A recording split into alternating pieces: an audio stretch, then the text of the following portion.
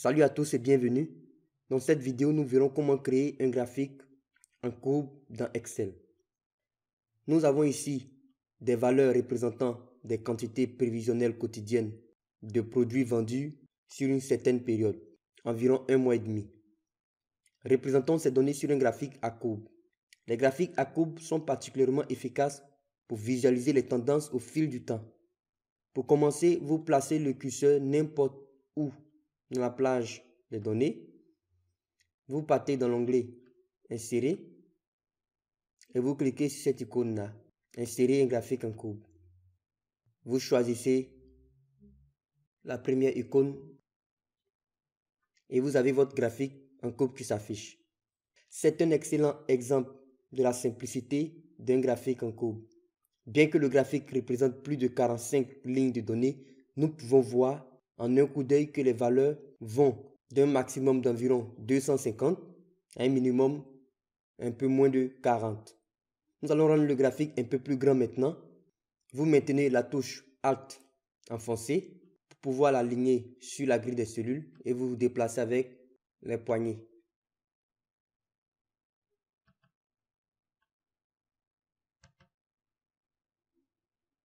Au niveau de l'unité de gradation de l'axe des valeurs, vous remarquez que nous sommes à 50. Nous pouvons mettre cela à 10. Pour cela, vous faites un double-clic sur l'axe vertical. Et sur le volet format, vous partez dans Option d'axe. Dans unité principale, vous mettez 10 et vous validez par Entrée. Et maintenant, nous sommes passés de 10 à 10. Au niveau de l'axe des catégories, vous constatez que l'unité principale est de 2 jours. Vous pouvez augmenter la longueur du graphique et vous verrez que nous sommes passés à un jour comme unité. Si vous augmentez la largeur du graphique, vous voyez maintenant que nous sommes passés à un jour comme unité.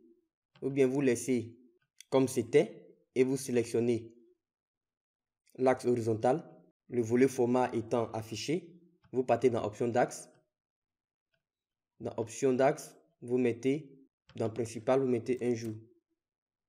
Vous voyez, c'est un peu plus coincé. Ce n'est plus automatique. C'est comme cela que nous imposons à Excel les unités.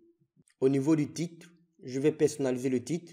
Vous sélectionnez le titre du graphique et vous faites égal à A1 et vous faites Entrée. Et automatiquement, le titre s'affiche. L'autre astuce avec les graphiques en courbe, c'est que vous pouvez afficher des marqueurs. Et pour afficher les marqueurs, vous pouvez venir dans l'onglet Modifier le type de graphique et vous choisissez Courbe avec marqueur. Vous cliquez sur OK. Et vous verrez automatiquement des marqueurs s'afficher sur la courbe. Ou bien, vous sélectionnez la courbe sur le graphique et vous partez dans Remplissage des lignes. Vous partez dans Marque. Dans Option de marqueur, vous voyez que c'est marqué aucun. Vous cochez par exemple automatique.